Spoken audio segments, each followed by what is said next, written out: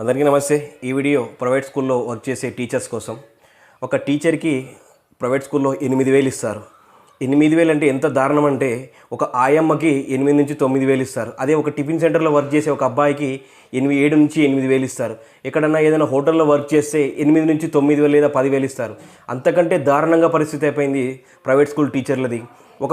ఒక క్లాస్లో 30 మంది చిల్డ్రన్స్ ఉంటే, ఒక చిల్డ్రన్కి పర్ హెడ్కి 30,000 ఫీజు, 7,000 బుక్స్, 3,000 డ్రెస్సెస్కి తీసుకుంటే, అంటే పర్ హెడ్కి మొత్తం 40,000. 40,000 ఇంటూ 30 మంది, 30 మంది అంటే 12 లక్షలు.